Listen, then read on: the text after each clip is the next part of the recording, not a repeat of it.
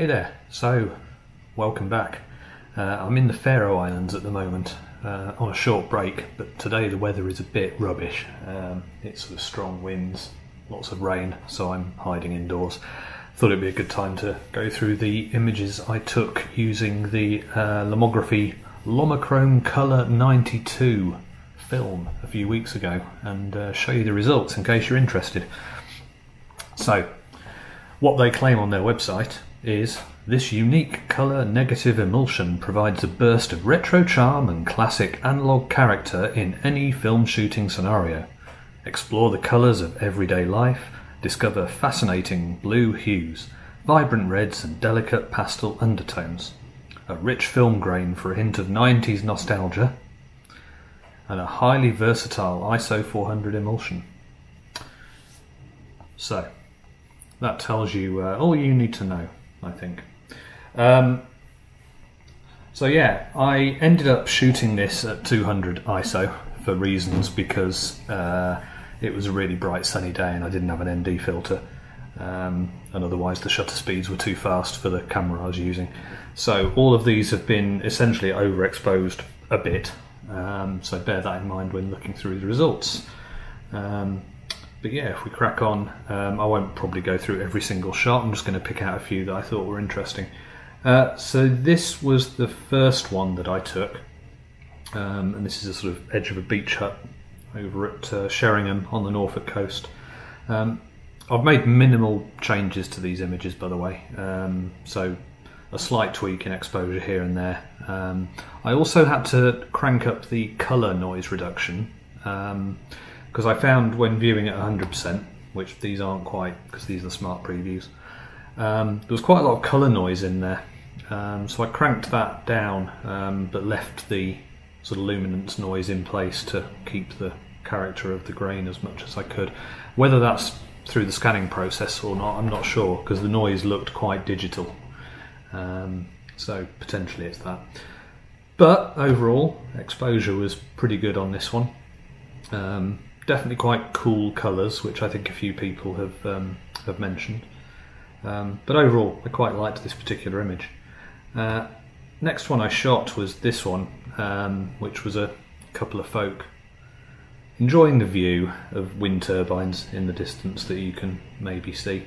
And this image demonstrates something I found with quite a few of the pictures, is that the contrast is sort of quite high. So this guy's shirt is pretty bright, but then the shadow area of the back of the bench and so on is sort of getting quite sort of muddy.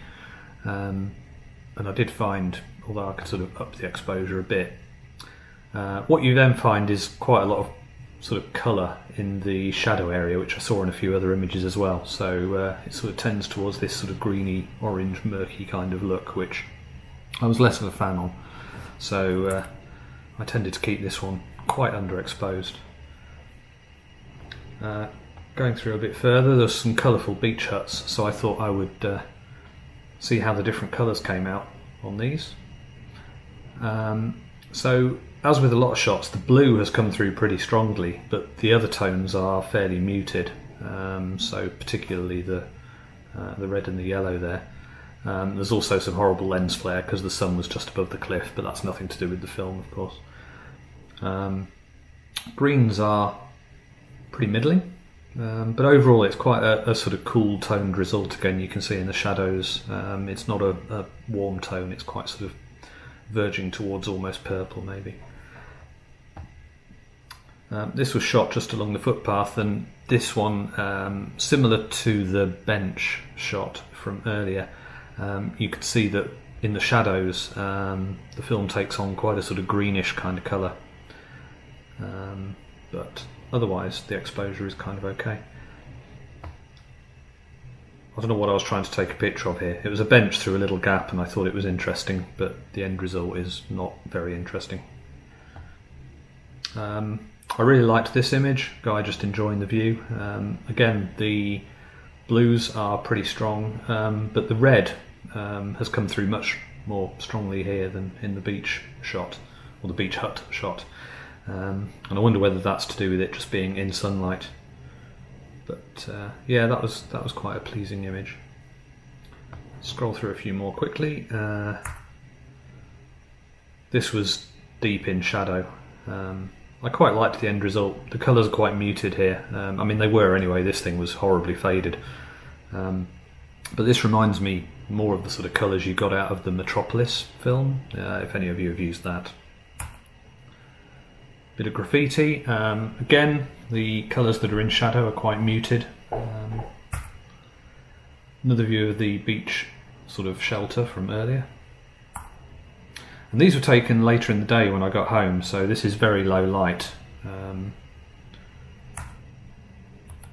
Water tower close to where I live. I quite like the end result. I'm not expecting to get any detail in the shadows, obviously. But if I turn this right up, you'll see definitely the shadows tend towards green in this film. So I took a few images in the village Holt as well. This particular image reminded me a little bit of the one of the people on the bench from earlier. In that the whites are sort of starting to come through quite bright, but the dark areas are very dark. So again, it's quite a sort of contrasty result and hard to get an exposure I liked on this, because if you brighten up the image to start pulling the shadows out, again it goes towards that kind of muddy green colour. Which I wasn't such a fan of. This was another one that came out crazy high contrast. Again, I think this building must have been in direct sun, but it's interesting how bright the white walls of the building are, but everything else is sort of almost black. And you can see from the histogram over here, there's no kind of mid-range tones at all. Everything's one end or the other. Interestingly, if we just try tweaking a little bit, so we can get a better exposure, but then we get that horrible colour cast again. Another one where the red came through pretty strongly because it's in the sunlight. I liked this shot as well. The three birds flying through the scene was quite well timed. Again, the blue of the sky is coming through pretty nicely. The rest of the tones are quite muted. I mean, it's a fairly muted scene anyway, but the sea is particularly sort of murky and dark in this image. But I quite like the overall effect and the shadow on the wall here from the telescope.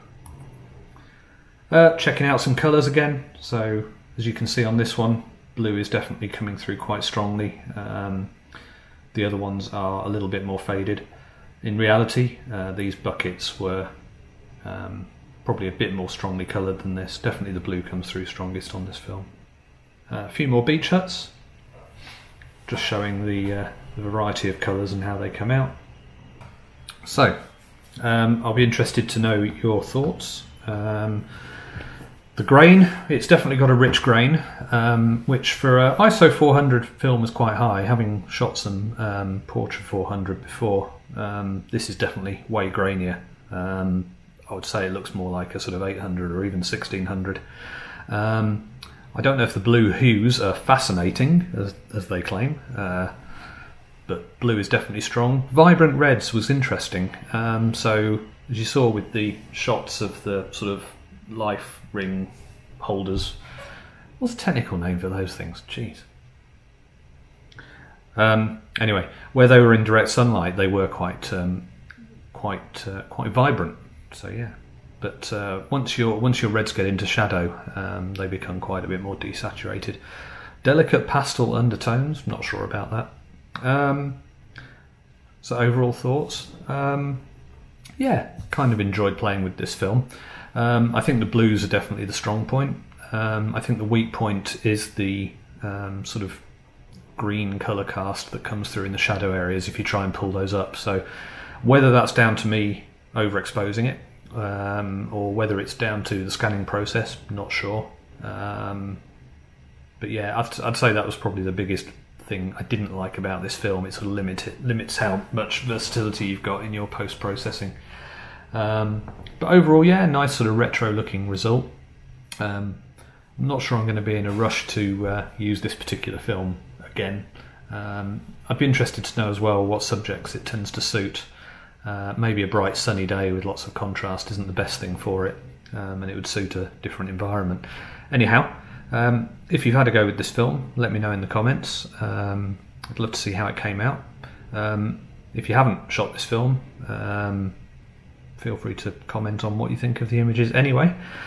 So the next bit of film I'm going to be trying is mono, which I haven't done yet. So I'm going to be heading to Scotland after here in the Faroes, and hoping to get through a roll of black and white there. So we shall see how that turns out as well. Anyway, thanks for watching. I'll leave you with a quick slideshow of some of the images to see without all the Lightroom paraphernalia around them. And yeah, stay tuned. If you haven't already, please do click on like and subscribe, always helps, and I will see you again soon. Bye.